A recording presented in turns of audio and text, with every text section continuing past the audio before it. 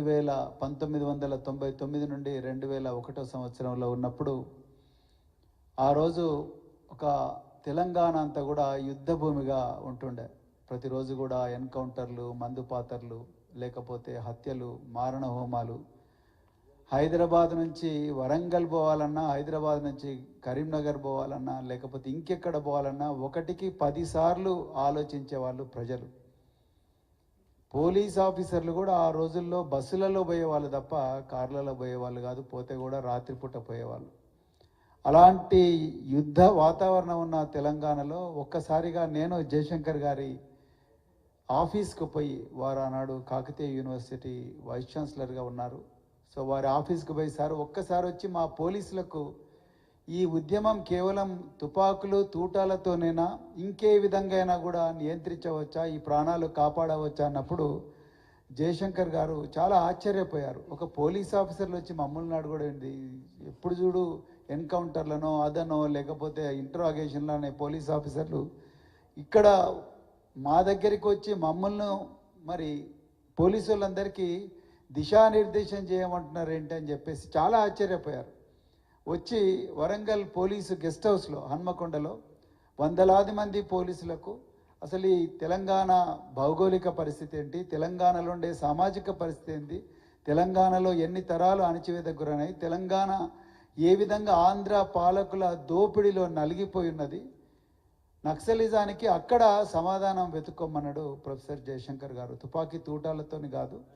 మరి ప్రజలు ఎందుకు నిరంతరం ఆందోళనలో ఉన్నారు, నిరంతరం నిరాశలో ఉన్నారు, మారుమూల అటవీ ప్రాంతాల్లో ఎందుకు ప్రజలు చావుకు తెగించి కూడా మరి అడవుల్లోకి పోతా ఉన్నారు వాళ్ళ హక్కుల కోసం అనేది జయశంకర్ గారు ఆ రోజు రాజ్యాంగబద్ధంగా ఏ విధంగా ఈ సమస్యను పరిష్కరించవచ్చు అనేది పోలీసులకు మరి దిశానిర్దేశం చేసిన గొప్ప మేధావి ప్రొఫెసర్ జయశంకర్ గారు.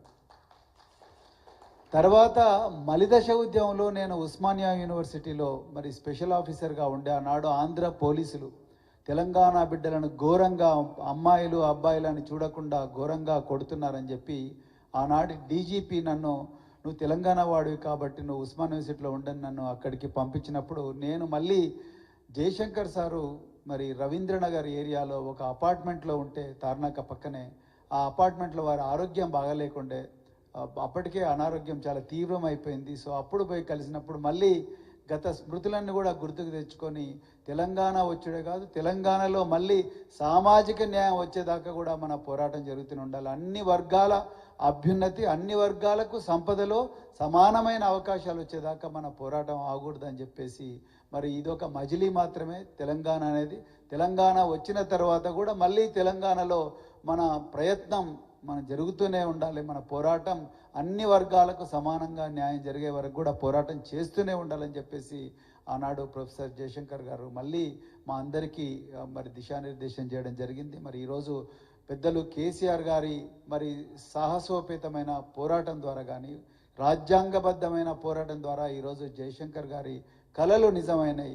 అయితే మళ్ళీ ఇప్పుడు పెద్దలు దేవి ప్రసాద్ గారు చెప్పినట్టుగా తెలంగాణ మళ్ళీ ప్రమాదం అంచున ఉన్నదన్నది మనం అందరం కూడా గుర్తించాలి.